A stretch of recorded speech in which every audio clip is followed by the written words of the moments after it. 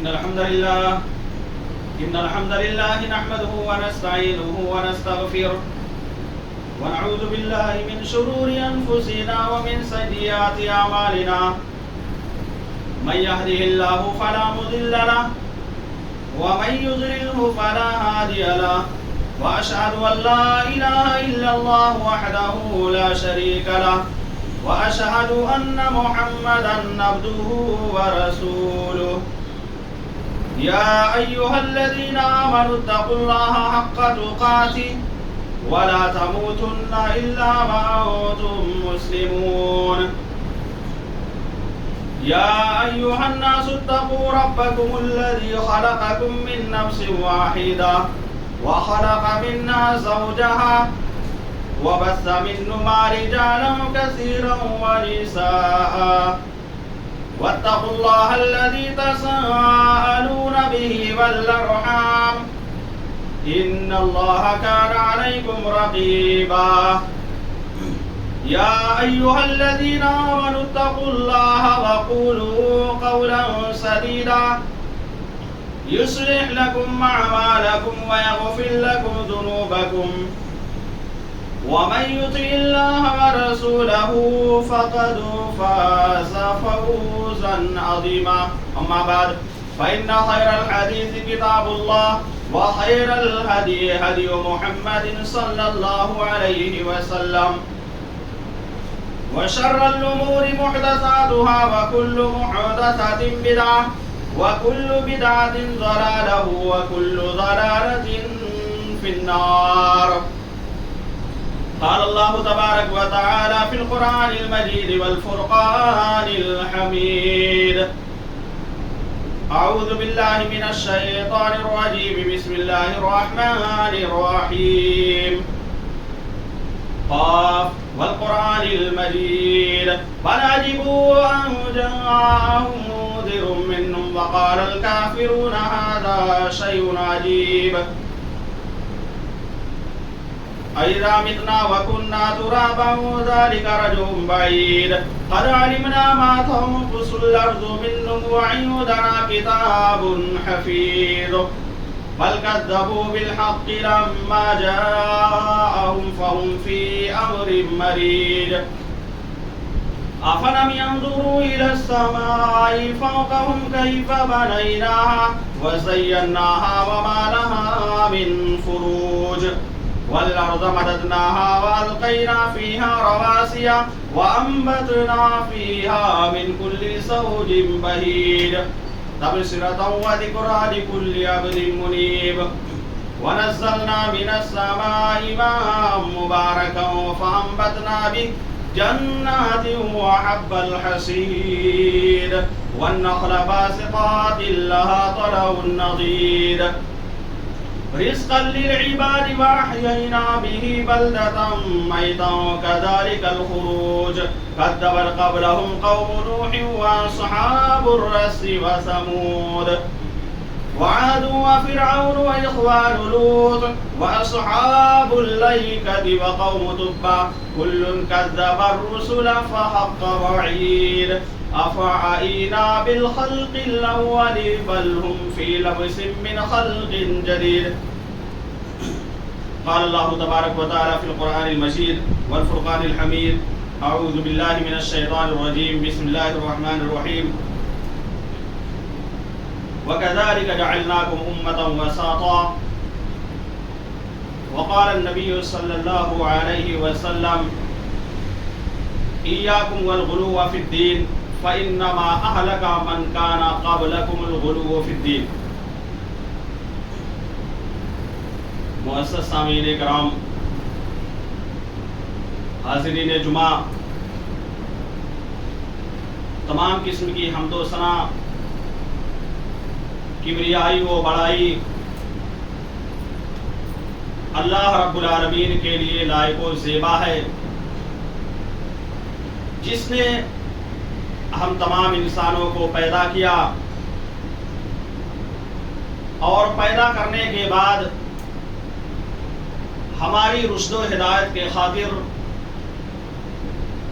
اس روح زمین پر انگنت انبیاء کرام کو پے در پہ مبعوث فرمایا. انہی انبیاء کرام کی آخری کڑی ہمارے آخری نبی جناب محمد مصطفیٰ صلی اللہ علیہ وسلم ہیں، جن کے ہم امتی ہیں، جنہوں نے ہم کو اس روئے زمین پر زندگی گزارنے کا بہترین طریقہ سکھلا دیا. امت محمدیہ کی ایک خصوصیت یہ ہے کہ یہ امت ایک معتدل اور متوسط امت ہے، یعنی درمیانی والی امت ہے، اور اس کا دین دین وسط ہے، درمیانی والا دین ہے. اس میں نہ تو کسی قسم کی کمی اور زیادتی پائی جا رہی ہے، اور نہ ہی اس دین کے اندر کسی قسم کی کمی اور زیادتی قابل قبول ہوگی. اس امت کے اندر نہ تو یہودیت کی طرح حد سے تجاوز پایا جا رہا ہے، اور نہ ہی نصرانیت کی طرح دین میں بیجا سوال کرنا یا اسی طرح سے دین سے زیادہ عمل کرنے کی کوشش کرنا. یہ ساری چیزیں امت محمدیہ کے اندر نہیں پائی جا رہی ہیں. اسی لیے اللہ رب العالمین نے قرآن مجید کے اندر ارشاد فرمایا وَكَذَلِكَ جَعَلْنَاكُمْ أُمَّةً وَسَطًا، کہ ہم نے اے مسلمانوں اسی طرح سے تم کو معتدل اور درمیانی والی امت بنا دیا ہے. تو اس امت کی یہ خصوصیت ہے کہ یہ امت کوئی بھی چیز پر عمل کرتی ہے تو درمیانی والے راستے کو اپنا کر کے عمل کرتی ہے. اسی لیے اللہ کے نبی صلی اللہ علیہ وسلم نے اپنی بہت ساری احادیث مبارکہ میں دین کے معاملے میں حد سے تجاوز کرنے کو یا اسی طرح سے زیادہ جو دین کے اندر موجود نہیں ہے ان چیزوں پر عمل کرنے سے منع کیا ہے. حضرت طلحہ بن عبید اللہ رضی اللہ تعالی عنہ بیان کرتے ہیں کہ اہل نجد میں سے ایک شخص اللہ کے نبی صلی اللہ علیہ وسلم کے پاس آتا ہے جس کے سر کے بال بکھرے ہوئے تھے، اس کے آواز کی گھنگھناہٹ یا بھنبھناہٹ سنائی دے رہی تھی. وہ آدمی آتا ہے اور نبی کریم صلی اللہ علیہ وسلم کے قریب بیٹھ جاتا ہے، اور اس آدمی نے نبی کریم صلی اللہ علیہ وسلم سے دین اسلام کے بارے میں سوال کرنا شروع کر دیا. آپ سے دین اسلام کے بارے میں پوچھنا شروع کر دیا. آپ نے اس کو بتلاتے ہوئے کہا کہ اللہ رب العالمین نے دن اور رات میں 5 وقت کی نمازوں کو فرض قرار دیا ہے. 5 صلوات فی اليوم واللیلہ، رب العالمین نے 5 وقت کی نمازوں کو دن اور رات میں فرض قرار دیا ہے. تو اس آدمی نے کہا کیا اس کے علاوہ اور بھی کوئی فرض نماز ہے؟ تو اللہ کے نبی صلی اللہ علیہ وسلم نے کیا کہا سنیے. آپ نے فرمایا لا الا ان تطوع، نہیں، اگر تم نفلی نماز پڑھنا چاہتے ہو تو پڑھ سکتے ہو. یعنی فرض نماز کے بعد جب اس آدمی نے سوال کیا تو آپ نے بیان کیا کہ فرض نماز کے علاوہ نفلی نمازیں اگر پڑھنا چاہتے ہو تو پڑھ سکتے ہو. پھر آپ نے صیام و رمضان کے روزے کا تذکرہ کیا کہ اللہ رب العالمین نے سال میں ایک مہینے کا روزہ رب العالمین نے فرض قرار دیا ہے. اس آدمی نے دوبارہ سوال کیا کہ اللہ کے نبی صلی اللہ علیہ وسلم کیا اس کے علاوہ اور بھی روزہ ہمارے اوپر فرض ہے؟ آپ نے فرمایا لا، نہیں، الا ان تطوع، البتہ تم نفلی روزہ رکھنا چاہتے ہو تو رکھ سکتے ہو۔ پھر آپ صلی اللہ علیہ وسلم نے اس آدمی کے سامنے زکوٰۃ کے بارے میں تذکرہ کیا کہ اللہ رب العالمین نے تمہارے اوپر زکوٰۃ فرض قرار دیا ہے، یعنی تمہارے مال میں جب وہ مال نصاب کو پہنچ جائے اور اس پر 1 سال گزر جائے تو رب العالمین نے اس مال میں زکوٰۃ فرض قرار دیا ہے۔ اس آدمی نے دوبارہ سوال کیا، پوچھا کہ اللہ کے نبی صلی اللہ علیہ وسلم کیا اس کے علاوہ اور بھی کوئی زکوٰۃ ہے جو ہم کو دینا پڑے گا؟ آپ نے فرمایا لا، الا ان تطوع، نہیں، البتہ اگر تم نفلی صدقات و خیرات کرنا چاہتے ہو تو کر سکتے ہو۔ یعنی ان ساری چیزوں کے بارے میں نبی کریم صلی اللہ علیہ وسلم نے اس صحابی کے سامنے پیش کر دیا۔ اب وہ آدمی جب آپ صلی اللہ علیہ وسلم کی زبان سے یہ ساری چیزیں سن لیتا ہے، سننے کے بعد یہ کہتے ہوئے نبی کریم صلی اللہ علیہ وسلم کے پاس سے گزرتا ہے، واللہ لا ازید علی ھذا ولا انقص، کہ اللہ رب العالمین کی قسم نہ تو میں اس میں کمی کروں گا اور نہ ہی اس میں زیادتی کروں گا، یعنی جتنا آپ نے بتلایا ہے اسی کے مطابق عمل کرنے کی کوشش کروں گا، نہ تو اس میں کچھ بھی کم کروں گا اور نہ ہی اس سے آگے بڑھنے کی کوشش کروں گا۔ نبی کریم صلی اللہ علیہ وسلم نے اس آدمی کے بارے میں کیا بیان کیا، اس کو غور سے سننے کی ضرورت ہے۔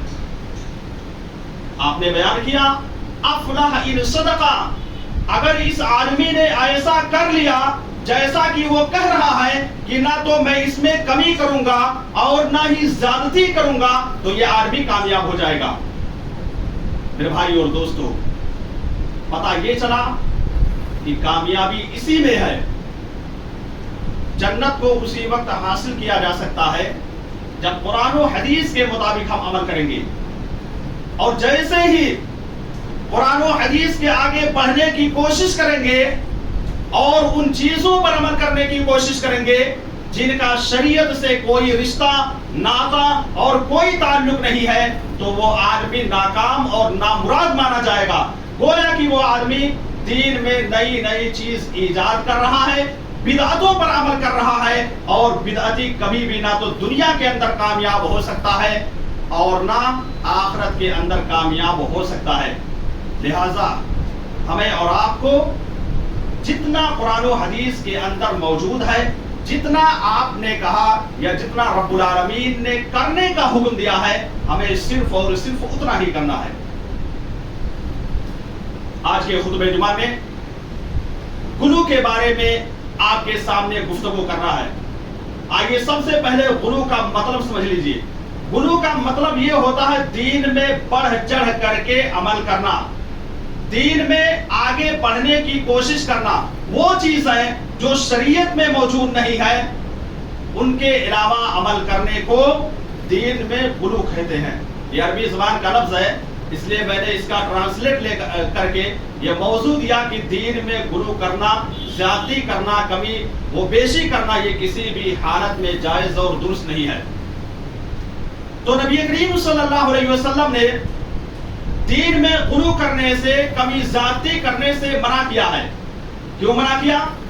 آپ نے اس لیے منع کیا کہ اس سے پہلے کی جتنی قومیں تھیں، جو بھی قومیں اس سے پہلے موجود تھی، امت محمدیہ سے پہلے، ان لوگوں نے بہت ہی زیادہ غلو کیا، حد سے زیادہ تجاوز کیا، جس کی وجہ سے وہ ہلاک و برباد ہو گئی۔ آپ صلی اللہ علیہ وسلم نے بیان کرتے ہوئے فرمایا، سنن نسائی کی روایت ہے، ابن ماجہ کی بھی روایت ہے، ایاکم والغلو فی الدین فانما اہلک من کان قبلکم الغلو فی الدین، کہ خبردار تم دین میں غلو کرنے سے پرہیز کرنا، بچنا، دین میں آگے بڑھ چڑھ کر کے جو چیزیں موجود نہیں ہیں ان پر عمل کرنے کی کوشش مت کرنا، اس لیے کہ تم سے پہلے کی قومیں جو موجود تھی وہ ہلاک و برباد صرف اس وجہ سے ہو گئی کہ ان لوگوں نے دین میں بہت ہی زیادہ بڑھ چڑھ کر کے عمل کرنے کی کوشش کیا. لہٰذا ہمیں اور آپ کو غلو سے اجتناب کرنا ہے، پرہیز کرنا ہے، بچنا ہے. اسی طرح سے غلو کا ایک اور مترادف لفظ آتا ہے جس کو تنطع کہتے ہیں. تنطع کا مطلب یہ ہے کہ انتہائی گہرائی میں جا کر کے اپنے اقوال یعنی اپنی زبان سے جو باتیں بول رہے ہیں اس کو یا اپنے افعال میں حد سے زیادہ بڑھنے کی کوشش کرنا. تنطع کا مطلب ہوتا ہے اپنے اقوال میں یا اپنے اعمال کے ذریعے سے دین میں بہت زیادہ بڑھنے کی کوشش کرنا اور اس کی گہرائی میں جا کر کے بے جا دین میں تشدد اور سختی پیدا کرنا. اس کو تنطع کہتے ہیں اور اس سے بھی اللہ کے نبی صلی اللہ علیہ وسلم نے منع کیا ہے. آپ نے کہا حلق المتنطعون قالها ثلاثا. آپ نے کہا دین میں تنطع کرنے والے یعنی قریدنے والے، زیادہ سے زیادہ بڑھ چڑھ کر کے ان چیزوں پر عمل کرنے والے جن کا شریعت سے کوئی رشتہ ناتا نہیں موجود ہے، وہ لوگ ہلاک و برباد ہو گئے. آپ نے 3 مرتبہ کہا. لہٰذا ہمیں دین میں تنطع کرنے سے اور غلو کرنے سے پرہیز کرنا ہے، بچنا ہے. اب آئیے میں آپ کے سامنے غلو کی بہت ساری شکلیں موجود ہیں، انہی شکلوں کو آج کے اس خطبہ جمعہ میں آپ کے سامنے پیش کروں گا. تو سب سے پہلی چیز غلو کی یہ ہے انبیاء کرام اور صالحین میں غلو کرنا. اور یہ چیزیں یہود و نصارہ کے اندر بہت ہی زیادہ پائی جاتی تھی. وہ اپنے انبیاء میں اور جو ان کے نیک اور صالح لوگ موجود تھے، متقی اور پرہیزگار لوگ موجود تھے، ان کے بارے میں انتہائی زیادہ غلو کرتے تھے. اللہ رب العالمین نے قرآن مجید کے اندر بیان کیا وقالت الیہود عزیر ابن اللہ وقالت النصارى المسیح ابن اللہ. یہود نے کہا کہ عزیر یہ اللہ رب العالمین کے بیٹے ہیں اور نصارہ نے کہا کہ عیسیٰ بن مریم یہ اللہ رب العالمین کے بیٹے ہیں. تو عزیر علیہ السلام کو اور عیسیٰ بن مریم علیہ السلام کو اللہ رب العالمین کا بیٹا قرار دینا یہی دین میں غلو کرنا ہوا. اور یہ اللہ رب العالمین پر ایک طرح سے بہتان اور الزام لگانا ہوا. قرآن مجید آپ اٹھا کر کے دیکھیے، بہت ساری آیتیں آپ کو مل جائیں گی جہاں پر اللہ رب العالمین نے اس عقیدے کی تردید کی ہے. جن کے دل و دماغ کے اندر یہ چیزیں پائی جاتی ہیں کہ اللہ رب العالمین کے بیٹے عزیر علیہ السلام ہیں یا اسی طرح سے عیسیٰ بن مریم علیہ السلام ہیں، تو اللہ رب العالمین نے بہت سارے مقامات پر ان کے عقیدے کی تردید کر دی ہے کہ نہیں، یہ ہمارے بیٹے نہیں ہیں بلکہ یہ اللہ کے بندے اور اس کے رسول ہیں. اللہ رب العالمین نے سورۃ الاحد کے اندر فرمایا لم یلد ولم یولد کہ اللہ رب العالمین نہ تو جنا گیا ہے، نہ تو اس کو کسی نے پیدا کیا ہے اور نہ ہی اس نے اپنے لیے کسی کو پیدا کر رکھا ہے. اس سے بھی پتہ چل جاتا ہے کہ اللہ رب العالمین ان ساری چیزوں سے جس کا الزام یہ یہود و نصارہ دیتے ہیں، اللہ رب العالمین پاک و صاف ہے. اور یہی نہیں بلکہ ان لوگوں نے کہا وَقَالُوا اتَّخَذَ الرَّحْمَٰنُ وَلَدًا.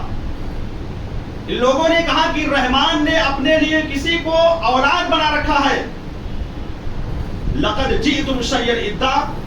ان لوگوں نے یہ بات کہہ کر کے بہت بڑا ظلم کر دیا ہے. اللہ رب العالمین نے فرمایا تکاد السماوات یتفطرن منہ وتنشق الارض، کہ قریب ہے کہ آسمان اس کے کہنے کی وجہ سے پھٹ جائے اور زمین بھی شک ہو جائے. وتخر الجبال حدا، اور پہاڑ ریزہ ریزہ ہو جائے. ان دعوا للرحمن ولدا، کیوں؟ اس لیے کہ لوگوں نے رحمان کے لیے ولد کا دعویٰ کر دیا ہے، رحمان کے لیے لڑکی کا دعویٰ کر دیا ہے. وما ينبغي للرحمن ولدا، حالانکہ رب العالمین کے لیے مناسب نہیں ہے کہ وہ کسی کو اپنی اولاد بنا کر کے رکھے. اس سے بھی معلوم ہوا کہ اللہ رب العالمین جو یہ لوگ کیچڑ اٹھالتے ہیں اور اللہ رب العالمین پر غلط افواہیں پھیلاتے ہیں کہ اللہ رب العالمین نے فلاں فلاں کو اپنا بیٹا بنا رکھا ہے، یہ بالکل غلط ہے.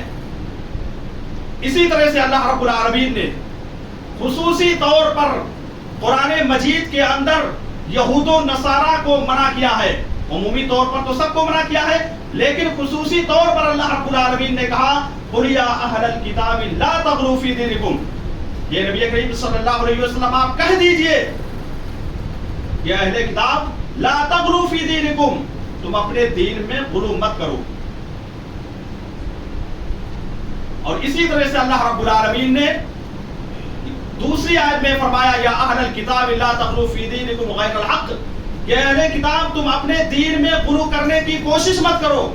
اور اللہ رب العالمین کے بارے میں جو بھی باتیں بولنی ہو، جو بھی جملہ اپنی زبان سے نکالنا ہے اللہ رب العالمین کے بارے میں تو برحق جملہ نکالو. ایسا نہ ہو کہ اللہ رب العالمین پر ایسا جملہ نکالو جو رب العالمین کے شایان شان نہ ہو، جو اللہ رب العالمین کے شان کے خلاف ہو جائے. تو ان لوگوں نے اپنے انبیاء اور صالحین میں تو غلو کیا، ساتھ ہی ساتھ اللہ رب العالمین پر نعوذ باللہ ان لوگوں نے بھی غلو کر دیا. اسی لیے اللہ رب العالمین نے ان کو قرآن مجید میں خصوصی طور پر ذکر کر دیا اور کہا کہ تم کو غلو نہیں کرنا ہے. نبی کریم صلی اللہ علیہ وسلم نے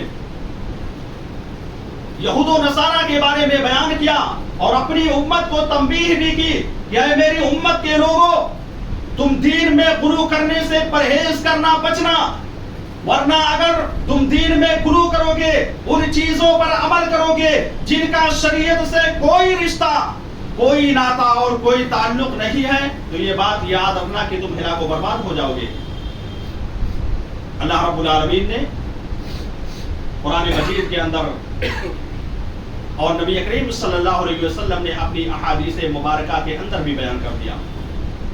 ایک جگہ اللہ رب العالمین ان کے بارے میں بیان کرتے ہیں یہود و نصارہ کے سلسلے میں اتخذوا احبارهم ورهبانهم اربابا من دون اللہ، کہ ان لوگوں نے اپنے عالموں کو اور اپنے عابدوں کو اللہ رب العالمین کے علاوہ معبود حقیقی بنا لیا.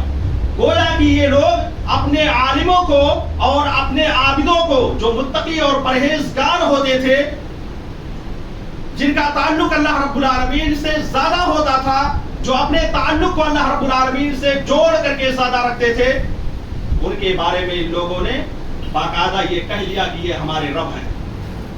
ارباب من دون اللہ، یعنی اللہ رب العالمین کے علاوہ ان کو معبود مان لیا. اس کا نتیجہ کیا ہوا کہ یہ لوگ گمراہ ہو گئے، ہلاک و برباد ہو گئے. نبی کریم صلی اللہ علیہ وسلم کی ایک حدیث سے اس کی وضاحت ہو جاتی ہے. اما انہم لم یکونوا یعبدونہم ولکنہم کانوا اذا احلوا لهم شیئا استحلوه، کہ خبردار یہ کسی کی عبادت نہیں کرتے تھے، لیکن ان کے علماء اگر یہ کہہ دیتے تھے کہ یہ چیز حلال ہے تو بالکل آنکھ موند کر کے اس کو مان لیتے تھے کہ یہ حلال ہے. یا اسی طرح سے اگر ان کے علماء یہ کہتے تھے کہ یہ چیز حرام ہے تو آنکھ موند کر کے فوراً مان لیتے تھے کہ یہ چیز حرام ہے، یعنی اس کی تحقیق نہیں کرتے تھے، اصل تک جانے کی کوشش نہیں کرتے تھے کہ کیا یہ عالم یا یہ عابد جو ہم کو بتلا رہے ہیں یہ ساری چیزیں صحیح ہے کہ نہیں صحیح ہے. اس کے بارے میں تحقیق نہیں کرتے تھے، بلکہ بالکل اندھے ہو کر کے اس کو ماننے کے لیے تیار ہو جاتے تھے. آج یہی کمی ہمارے مسلمانوں میں سے بعض لوگوں کے اندر پائی جاتی ہے کہ جو بھی علماء کرام بیان کرتے ہیں ان کی باتوں کو ماننے کے لیے تیار ہو جاتے ہیں. یہ نہیں سوچتے ہیں یا یہ نہیں تحقیق کرنے کی کوشش کرتے ہیں کہ آیا جو ہمارے عالم صاحب بیان کر رہے ہیں یہ چیزیں صحیح ہے کہ نہیں صحیح ہے. تحقیق تو کرنا چاہیے انسان کو نا. اگر تحقیق کرنا شروع کر دے تو میں سمجھتا ہوں کہ کوئی انسان گمراہ نہیں رہے گا، سیدھے راستے پر رہے گا اور وہ شریعت کے مطابق عمل کرنے کی کوشش کرے گا. اسی طرح سے جس طرح سے یہود و نصارہ کے اندر کمیاں پائی جاتی تھی کہ وہ اپنے انبیاء اور صالحین میں غلو کرتے تھے، اپنے انبیاء میں اور نیک لوگوں میں غلو کرتے تھے اور حد سے تجاوز کرنے کی کوشش کرتے تھے، اسی طرح سے اس امت کے بعض افراد ایسے موجود ہیں جو نبی کریم صلی اللہ علیہ وسلم کی شان میں گستاخی کرتے ہوئے یا اسی طرح سے ان کی تعریف و توصیف میں انتہائی زیادہ پڑھنے کی کوشش کرتے ہیں. اس کو شعری انداز میں تقریباً 3-4 اقوال کے طور پر موجود ہے، میں آپ کے سامنے پیش کرتا ہوں کہ کسی شاعر نے، بدعتی شاعر نے اس کو کہا ہے، وہی جو مستوی عرش تھا خدا ہو کر، وہی جو مستوی عرش تھا خدا ہو کر اتر پڑا ہے مدینے میں مصطفیٰ ہو کر۔ کیا کہنا چاہتے ہیں کہ جو پہلے عرش پر مستوی تھا، خدا بن کر کے تھا، آج وہ مدینے کے اندر مصطفیٰ بن کر کے چلا آیا ہے۔ گویا کہ نبی کریم صلی اللہ علیہ وسلم کو اس شعر میں اللہ رب العالمین کا درجہ دیتے ہیں۔ یہ تو عرش پر اللہ رب العالمین مستوی ہے، اب کہتے ہیں کہ وہاں سے اتر کر کے مدینہ کے اندر چلا آیا ہے، تو یہ اللہ رب العالمین پر، نبی کریم صلی اللہ علیہ وسلم پر کتنا بڑا بہتان ہے۔ یہ نبی کریم صلی اللہ علیہ وسلم کی ایک قسم کی توہین ہے۔ اس طرح کرنے سے پہلے ان لوگوں کو سوچ لینا چاہیے کہ اگر ایسا الزام اور ایسا بہتان نبی کریم صلی اللہ علیہ وسلم کے بارے میں دیں گے تو اللہ رب العالمین کبھی بھی نہیں بخشے گا۔ اور ایک نے یہ بھی کہہ دیا کہ شریعت کا ڈر ہے نہیں تو یہ کہہ دوں، شریعت کا ڈر ہے نہیں تو یہ کہہ دوں، خدا خود رسول خدا بن کے آئے، یعنی اللہ رب العالمین رسول خدا بن کر کے آئے۔ یہاں بھی اتنا بھیانک جو ہے شرکیہ الفاظ اس جگہ پر استعمال کر کے کہہ رہے ہیں، اس لیے ہمیں ایسے لوگوں کے بارے میں ہدایت کی دعا کرنا چاہیے۔ اور ایک شاعر نے یہ بھی کہہ دیا کہ نہ اللہ رہے گا نہ محمد رہے گا، خدائی کا مالک محمد رہے گا۔ دیکھیے، یعنی نبی کریم صلی اللہ علیہ وسلم کو اس شعر میں بھی اللہ رب العالمین کا درجہ دے رہے ہیں، تو ایسا کرنے سے ہمیں احتیاط اور پرہیز کرنا ہے۔ اور اسی طرح سے جو لوگ اس طرح کے اقوال اور افعال کے ذریعے سے یا اپنی زبان کے ذریعے سے، چاہے وہ شعری انداز میں ہو یا کسی بھی طریقے سے ہو، اگر ایسا کر رہے ہیں تو ایسے لوگوں کے لیے ہمیں اور آپ کو ہدایت کی دعا کرتے رہنا چاہیے، ورنہ یہ لوگ تو خود گمراہ ہوں گے اور جو لوگ ان کی صحبت میں رہیں گے ان کو بھی گمراہ کر سکتے ہیں۔ اس لیے ہمیں اور آپ کو ہمیشہ ایسے لوگوں کی ہدایت کی دعا کرتے رہنا چاہیے۔ نبی کریم صلی اللہ علیہ وسلم نے بہت زیادہ غلو کرنے سے یا اسی طرح سے تعریف میں حد سے زیادہ بڑھنے سے منع کیا ہے۔ آپ نے فرمایا لا تطرونی کما اطرت النصارى ابن مریم فانما انا عبد فقولوا عبد اللہ ورسولہ۔ یہ صحیح بخاری مسلم کی روایت ہے کہ تم میری شان میں حد سے زیادہ تجاوز کرنے کی کوشش مت کرنا، میری تعریف اس طرح سے مت کرنا جس طرح سے نصارہ نے تعریف کیا تھا کہ عیسیٰ بن مریم یہ اللہ رب العالمین کے بیٹے ہیں، اتنا زیادہ تعریف کر دیا کہ عیسیٰ بن مریم کو اللہ رب العالمین کا بیٹا قرار دیا۔ نبی کریم صلی اللہ علیہ وسلم نے کہا کہ اس طرح کرنے کی کوشش مت کرنا۔ آپ نے آگے بیان کیا کہ مجھے کیا کہو، فقولوا عبد اللہ ورسولہ، تم لوگ مجھے اللہ رب العالمین کا بندہ اور اس کا رسول کہو، میں اللہ کا بندہ ہوں اور میں اس کا رسول ہوں، صرف یہی کہنا ہے۔ پتہ یہ چلا کہ وہ لوگ جو نبی کریم صلی اللہ علیہ وسلم کو مشکل کشا مانتے ہیں، حاجت روا مانتے ہیں، یا اسی طرح سے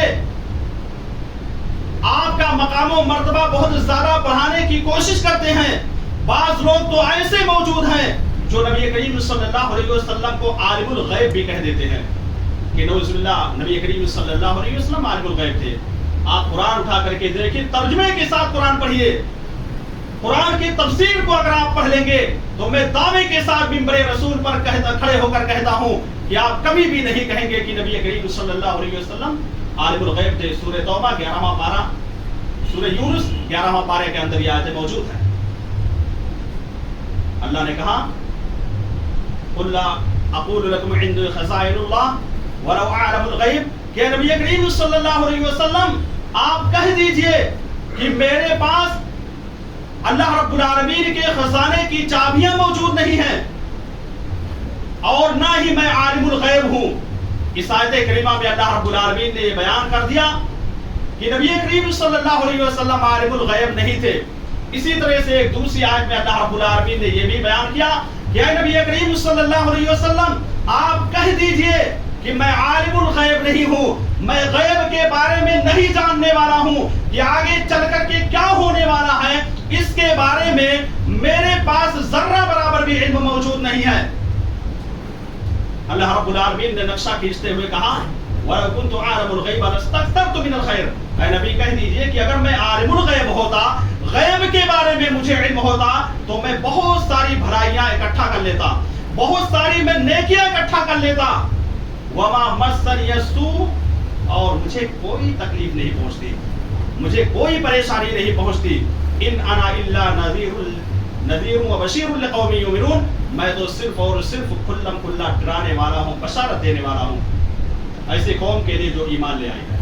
تو ان دونوں آیات کو اگر آپ سامنے رکھیں گے تو آپ کو پتہ چلے گا کہ اللہ کے نبی صلی اللہ علیہ وسلم عالم الغیب نہیں تھے، لہٰذا وہ لوگ جو نبی کریم صلی اللہ علیہ وسلم کو عالم الغیب کہتے ہیں وہ ایک قسم کی نبی کریم صلی اللہ علیہ وسلم کی شان میں گستاخی بھی کرتے ہیں۔ آپ کو میں احادیث کے حوالے سے 2 دلیل پیش کرنا چاہتا ہوں آپ کے سامنے۔ آپ سبھی کو معلوم ہوگا کہ ایک مرتبہ نبی کریم صلی اللہ علیہ وسلم نماز پڑھا رہے تھے، جوتا پہنے ہوئے تھے اور آپ کے جوتے میں گندگی لگی ہوئی تھی۔ نبی کریم صلی اللہ علیہ وسلم کو دوران نماز جبریل امین نے آ کر کے باخبر کر دیا کہ اللہ کے رسول صلی اللہ علیہ وسلم آپ کے جوتے میں گندگی لگی ہوئی ہے۔ آپ نے فوراً اپنے جوتے کو نکال دیا اور صحابہ کرام نے جب دیکھا کہ آپ نے جوتا نکال دیا تو وہ بھی پیچھے نکالنے لگے۔ نبی کریم صلی اللہ علیہ وسلم نے نماز پڑھنے کے بعد سوال کیا کہ تم لوگوں نے اپنے اپنے جوتے کو کیوں نکال دیا؟ تو صحابہ کرام نے کہا کہ اللہ کے نبی ہم نے دیکھا کہ آپ نے نکال دیا، اس سے ہم لوگوں نے بھی نکال دیا۔ آپ اس سے اندازہ لگائیے کہ اگر نبی کریم صلی اللہ علیہ وسلم عالم الغیب تھے، جو لوگ کہتے ہیں کہ نبی کریم صلی اللہ علیہ وسلم عالم الغیب تھے، تو نبی کریم صلی اللہ علیہ وسلم اپنے جوتے میں گندگی لگے ہوئے جوتے کے ذریعے سے نماز نہیں پڑھتے، بلکہ آپ اس جوتے کو نکال کر کے یا گندگی کو صاف کر کے نماز پڑھتے۔ اسی طرح سے ایک دلیل اور، جب کچھ لوگ آئے آپ صلی اللہ علیہ وسلم کے پاس اور کہنے لگے کہ اے نبی کریم صلی اللہ علیہ وسلم آپ اپنے صحابہ کو فلاں جگہ بھیج دیجئے، وہاں چلیں گے، دین کی تعلیم دیں گے، تدریس کریں گے۔ آپ نے 70 صحابہ کرام کو بھیجا، کتنے؟ 70 صحابہ کرام کو وہاں پر بھیج دیا کہ جاؤ وہاں پر تبلیغ کرنا، دین کی خدمت کرنا۔ لوگوں نے کیا کیا؟ جب وہ لوگ بیر معونہ پر پہنچے، ایک کنواں تھا، اس کنویں کے پاس جب پہنچے تو ان ظالموں نے 70 کے 70 صحابہ کرام کو اسی جگہ پر قتل کر دیا، اسی جگہ پر مار ڈالا۔ نعوذ باللہ، اگر میرے نبی عالم الغیب ہوتے تو صحابہ کرام کے ساتھ اس طرح تھوڑا کرتے۔ اگر آپ کو پتا ہوتا کہ یہ لوگ جو ہے چال چلنا چاہتے ہیں، میرے صحابہ کرام کو مارنا چاہتے ہیں، تو آپ کبھی بھی اپنے صحابہ کو وہاں پر نہیں بھیجتے۔ اس سے بھی آپ پتا چلتا ہے کہ نبی کریم صلی اللہ علیہ وسلم عالم الغیب نہیں تھے۔ لہٰذا جو لوگ یہ کہتے ہیں کہ اللہ کے نبی صلی اللہ علیہ وسلم عالم الغیب تھے، تو وہ نبی کریم صلی اللہ علیہ وسلم کی شان میں گستاخی بھی کرتے ہیں اور ساتھ ہی ساتھ دین میں غلو کرتے ہیں۔ حد سے بڑھ کر کے جو چیز شریعت کے اندر موجود نہیں ہے اس کو بیان کرنے کی کوشش کرتے ہیں۔ اسی طرح سے کئی لوگ ایسے موجود ہیں جو صالحین میں، نیک لوگوں میں غلو کرتے ہیں۔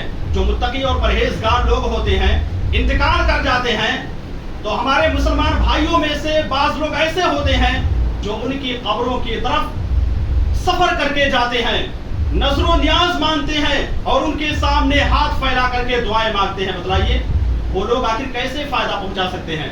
نبی کریم صلی اللہ علیہ وسلم نے بیان کیا کہ جب انبیاء کرام اور خود نبی کریم صلی اللہ علیہ وسلم فائدہ نہیں پہنچا سکتے ہیں تو کوئی نیک صالح انسان گرچہ وہ قبر کے اندر چلا گیا وہ کیسے فائدہ پہنچا سکتا ہے؟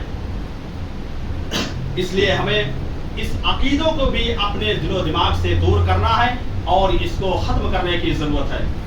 سیدہ عائشہ رضی اللہ تعالیٰ عنہ بیان کرتی ہیں کہ ام حبیبہ اور ام سلمہ رضی اللہ تعالیٰ عنہ نے ایک مرتبہ حبشہ میں ایک گرجا گھر کو دیکھا۔ اس گرجا گھر میں کچھ تصویریں لگی ہوئی تھی، تو نبی کریم صلی اللہ علیہ وسلم سے ان لوگوں نے آ کر کے سوال کیا کہ یہ کیسی تصویریں تھی، یہ کیسا فوٹو موجود تھا؟ تو آپ نے فرمایا کہ یہ وہ لوگ تھے، یعنی ان لوگوں کے جو متقی اور پرہیزگار تھے، جب وہ لوگ مر جاتے تھے تو ان کے مرنے کے بعد ان کی تصویروں کو نکال کر کے اسی جگہ پر چسپاں کر دیا کرتے تھے، لگا دیا کرتے تھے۔ فما تبنوا علی قبرہ مسجدا، اور ان کی قبر کو سجدہ گاہ بنا لیا کرتے تھے۔ اولئک شرار الخلق عند اللہ یوم القیامہ، آپ نے بیان کیا کہ یہ قیامت کے روز سب سے بدتر لوگ ہوں گے، سب سے برا انجام انہی لوگوں کا ہوگا۔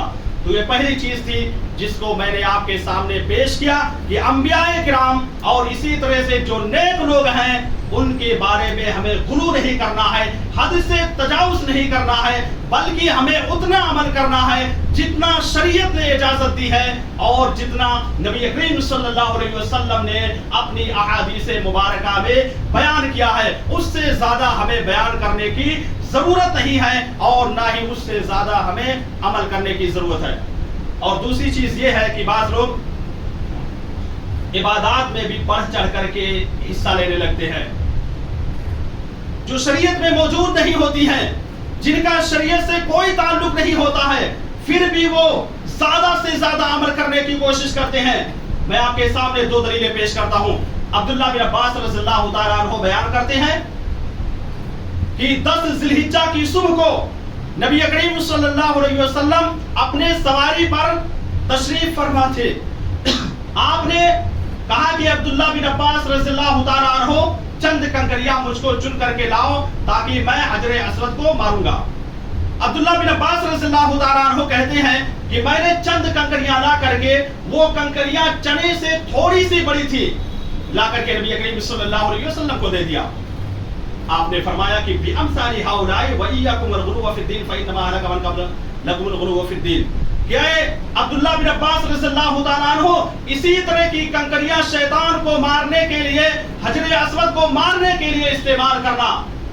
وَإِيَّاكُمْ وَالْغُلُوَّ فِي الدِّينِ، آپ نے بیان کیا کہ خبردار دین میں غلو کرنے سے پرہیز کرنا، بچنا، اس لیے کہ تم سے پہلے لوگوں کو دین میں غلو ہی نے تباہ و برباد کر دیا۔ پتہ یہ چلا کہ نبی کریم صلی اللہ علیہ وسلم نے اس حدیث میں بیان کیا کہ چنے کی سائز سے تھوڑی سی بڑھ کر کے ہونی چاہیے، اس سے بڑا جو ہے پتھر استعمال کرنا نہیں ہے۔ لیکن سننے میں آتا ہے اور بہت سارے لوگ جب حج کر کے آتے ہیں تو بتلاتے بھی ہیں کہ بہت سے ہمارے مسلمان بھائی حج کرنے جاتے ہیں، وہاں پر بہت سارے لوگ بڑے بڑے پتھروں کو استعمال کرنے لگتے ہیں اور بہت سارے لوگ تو چپل جوتے بھی استعمال کرنے لگتے ہیں۔ اور نعوذ باللہ یہی نہیں بلکہ کچھ چوہلا ایسے ہوتے ہیں جن کے پاس شریعت کا علم نہیں ہوتا ہے، وہ تو گالیاں دے کر کے شیطان کو مارتے ہیں۔ تو یہ ساری چیزیں دین میں غلو کرنا ہو گیا، اس لیے ہمیں دین میں غلو کرنے سے پرہیز کرنا، احتیاط کرنا چاہیے۔ اسی طرح سے ایک دوسری روایت عبداللہ بن عمرو بن عاص رضی اللہ تعالیٰ عنہ بیان کرتے ہیں کہ وہ نبی کریم صلی اللہ علیہ وسلم کے پاس آئے اور آپ صلی اللہ علیہ وسلم سے وضو کے طریقے کو سیکھنے لگے۔ وضو کے طریقے کو سیکھنے لگے، آپ نے بتلایا کہ 3 مرتبہ اپنے اعضائے وضو کو دھلنا ہے، صرف سر کے مسح کے۔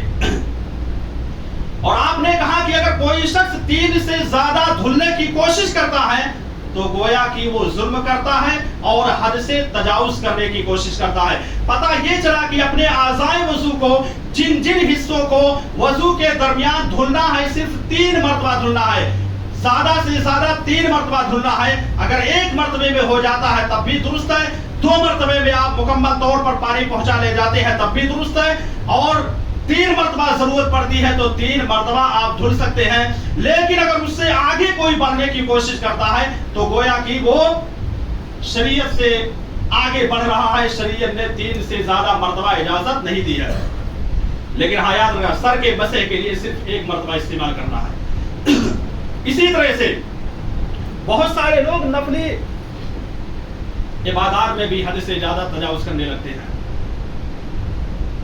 نبی کریم صلی اللہ علیہ وسلم نے، حضرت ابو ہریرہ رضی اللہ تعالیٰ عنہ بیان کرتے ہیں کہ آپ نے فرمایا لا تواصلوا، کہ تم رات اور دن کا روزہ مت رکھو، یعنی رات میں بھی روزہ رکھو اور دن میں روزہ رکھو، ایسا رکھنے سے آپ نے منع کیا ہے۔ تو صحابہ کرام نے آپ سے کہا کہ اللہ کے نبی آپ تو رکھتے ہیں، تو آپ نے کہا کہ اے میرے صحابہ کرام تم کو پتہ نہیں ہے، میں تمہاری طرح نہیں ہوں، میں رات میں جب سوتا ہوں تو میرا رب مجھ کو کھانا کھلا دیتا ہے اور مجھ کو پانی بھی پلا دیتا ہے، لہٰذا تم لوگ رات کا روزہ رکھنے کی کوشش مت کرنا۔ لیکن وہ لوگ مانے نہیں، تو نبی کریم صلی اللہ علیہ وسلم نے ان کے ساتھ تقریباً 3 دن اور 3 رات کا روزہ رکھا، پھر اس کے بعد چاند نظر آ گیا۔ آپ نے کہا کہ اے میرے صحابہ کرام اگر یہ چاند نظر نہیں آتا تو میں تم لوگوں کے ساتھ مکمل 1 مہینے کا روزہ رکھتا، گویا کہ نبی کریم صلی اللہ علیہ وسلم اپنے صحابہ کرام کے ساتھ سزا کے طور پر رکھ رہے تھے، سزا دے رہے تھے کہ تم لوگوں نے میری بات کو کیوں نہیں مانا، اگر یہ چاند نہیں نکل آتا تو 1 مہینے تک تم کو سزا دیتا اور ایسے بھوکے پیاسے رہتے۔ تو پتہ یہ چلا کہ آپ نے شریعت میں حد مقرر کر دیا کہ دن میں روزہ رکھنا تو دن ہی میں رکھنا ہے اور رات میں ہمیں رکھنے کی ضرورت نہیں ہے۔ اسی طرح سے ایک صحابی ابو سعید خدری رضی اللہ تعالیٰ عنہ حدیث کے راوی ہو بیان کرتے ہیں کہ 3 لوگ اللہ کے نبی صلی اللہ علیہ وسلم کے پاس آتے ہیں اور آپ کی عبادت کے بارے میں سوال کرنے لگتے ہیں، آپ کی ازواج مطہرات سے، آپ کی بیویوں سے سوال کرنے لگتے ہیں، پوچھتے ہیں کہ نبی کریم صلی اللہ علیہ وسلم کی عبادت کیسی ہے، آپ کیا کیا کرتے ہیں؟ تو آپ کی بیویاں نے بیان کیا کہ نبی کریم صلی اللہ علیہ وسلم ایسی ایسی عبادت کرتے ہیں، سب کچھ بتا دیا۔ تو ان لوگوں نے کہا کہ کہاں ہم لوگ اور کہاں نبی کریم صلی اللہ علیہ وسلم، اللہ رب العالمین نے تو ان کے اگلے پچھلے سارے گناہوں کو معاف کر دیا ہے۔ تو ان لوگوں میں سے ایک نے کہا کہ اللہ کی قسم میں ہمیشہ رات بھر بیدار رہوں گا، پوری رات عبادت کرتا رہوں گا اور کبھی بھی سوؤں گا نہیں۔ دوسرے نے کہا کہ میں ہمیشہ روزہ رکھوں گا، سالوں مال روزہ رکھوں گا، کبھی بھی ترک نہیں کروں گا۔ تیسرے نے کہا کہ میں شادی ہی نہیں کروں گا، عورتوں سے بالکل الگ تھلگ رہوں گا۔ یہ باتیں نبی کریم صلی اللہ علیہ وسلم تک پہنچ گئی، آپ صلی اللہ علیہ وسلم کے کانوں میں پہنچی، آپ فوراً گھر کے باہر نکل گئے۔ آپ نے کہا انتم الذین قلتم کذا وکذا، کیا تم وہی لوگ ہو جو تم لوگ اس طرح سے کہہ رہے تھے؟ میرا معاملہ یہ ہے کہ میں رات میں سوتا بھی ہوں اور عبادت بھی کرتا ہوں اور میں روزہ بھی رکھتا ہوں اور کبھی نہیں رکھتا ہوں اور میں شادی بھی کرتا ہوں اور میں عورتوں کے حقوق کو بھی پورا کرتا ہوں۔ آپ نے کہا فمن رغب عن سنتی فلیس منی، جس نے میری سنت سے اعراض کیا، میری سنت سے آگے بڑھنے کی کوشش کی، وہ ہم میں سے نہیں ہے۔ پتہ یہ چلا کہ نبی کریم صلی اللہ علیہ وسلم نماز بھی پڑھتے تھے اور اسی طرح سے آپ اس کے علاوہ اوقات میں باقاعدہ نیند بھی پوری کیا کرتے تھے، آپ روزہ بھی رکھتے تھے اور کبھی روزے کو ترک بھی کر دیا کرتے تھے، اور آپ صلی اللہ علیہ وسلم عورتوں سے شادی بھی کرتے تھے۔ اگر کوئی ایسا نہیں کرتا ہے تو آپ نے ایسے آدمی کے بارے میں بیان کر دیا کہ وہ ہم میں سے نہیں ہے، ہماری سنت سے اعراض کر رہا ہے، اس کا شریعت محمدیہ سے کوئی تعلق نہیں ہے۔ اسی طرح سے اللہ کے نبی صلی اللہ علیہ وسلم نے بیان کیا کہ تمہاری آنکھ کا تمہارے اوپر حق ہے، تمہارے رب کا بھی تمہارے اوپر حق ہے اور تمہارے اہل و عیال کا بھی تمہارے اوپر حق ہے، لہذا ہر حق والے کے حق کو پورا کرو۔ پتہ یہ چلا کہ سب کے حقوق کو ہمیں پورا کرنا چاہیے۔ اسی طرح سے گلو کی ایک قسم یہ بھی ہے کہ بہت سارے لوگ سفر میں ہوتے ہیں تو سفر کے دوران میں شریعت نے رخصت دی ہے کہ روزہ آپ چھوڑ سکتے ہیں۔ آپ حیدرآباد جا رہے ہیں یا اسی طرح سے بنگلور یا دلی یا کہیں بھی جا رہے ہیں تو شریعت نے یہ نہیں کہا ہے کہ آپ کو روزہ رکھنا ہے۔ اگر رمضان کے مہینے میں جا رہے ہیں تو شریعت یہ کہتی ہے کہ آپ روزہ مت رکھیے، آپ روزہ چھوڑ دیجئے، بعد میں جو روزہ آپ کا چھوٹا ہوا ہے آپ کو تو پورا کرنا پڑے گا، لیکن اس دوران شریعت نے کہا ہے کہ بہتر اور افضل یہ ہے کہ آپ روزہ نہ رکھیں۔ اسی طرح سے شریعت نے یہ بھی کہا ہے کہ 4 رکعت والی جو نمازیں ہیں ان کو 2 ہی رکعت پڑھنا ہے۔ ظہر کی نماز 4 رکعت ہے، آپ 2 ہی رکعت پڑھیے، عصر کی نماز 4 ہے 2 پڑھیے، عشاء کی نماز 4 ہے 2 رکعت۔ تو یہ شریعت نے اجازت دی ہے۔ اب اگر کوئی آدمی کہتا نہیں ہم سفر میں باقاعدہ پورا روزہ رکھیں گے یا اسی طرح سے 4 وقت کی نمازیں پڑھیں، 4 رکعت نمازیں پڑھیں گے، تو یہ حد سے تجاوز کرنا ہوا ہے۔ شریعت رخصت دے رہی ہے تو ہمیں اس رخصت کو قبول کرنا ہے۔ اسی طرح سے ایک چیز یہ بھی ہے کہ شریعت میں ہمیں بے جا سوال نہیں کرنا چاہیے، زیادہ سے زیادہ سوال نہیں کرنا چاہیے تاکہ تشدد اور سختی نہ پیدا ہو جائے۔ نبی کریم صلی اللہ علیہ وسلم ایک مرتبہ حج کے تعلق سے بیان کر رہے تھے کہ اے لوگوں، اللہ رب العالمین نے تمہارے اوپر حج فرض قرار دیا ہے، لہٰذا تم حج کرو۔ تو ایک صحابی نے کہا کہ اللہ کے نبی صلی اللہ علیہ وسلم کیا ہر سال حج فرض ہے؟ تو آپ نے کہا کہ اگر میں کہہ دیتا نعم ہاں تو تمہارے اوپر ہمیشہ فرض ہو جاتا۔ تو آپ نے کہا کہ زیادہ سوال نہیں کرنا چاہیے، جتنی شریعت جتنا شریعت حکم دے رہا ہے اور جتنے چیزوں کے بارے میں عمل کرنے کے لیے کہہ رہا ہے ہم کو اتنا ہی عمل کرنا ہے۔ اللہ رب العالمین سے میں دعا کرتا ہوں کہ الہ العالمین ہم تمام لوگوں کو دین میں غلو کرنے سے بچنے کی توفیق عطا فرما۔ الہ العالمین ہمیں شریعت کے مطابق عمل کرنے کی توفیق عطا فرما۔ الہ العالمین جو لوگ دین میں غلو کرتے ہیں یا نبی کریم صلی اللہ علیہ وسلم کی شان میں توہین کرتے ہیں، بہت زیادہ غلو کر کے پیش کرتے ہیں، اے اللہ تو ان کو صحیح باتیں کہنے کی توفیق عطا فرما۔ الہ العالمین ہمارے جو بھی مسلمان بھائی بھی پریشان حال ہوں، اے اللہ تو ان کی پریشانیوں کو دور کر دے۔ الہ العالمین ہمارے جو بھی مسلمان بھائی مریض ہوں، اے اللہ تو ان کو شفائے کامیابی کلی عطا فرما۔ آمین وآخر دعوانا ان الحمدللہ رب العالمین۔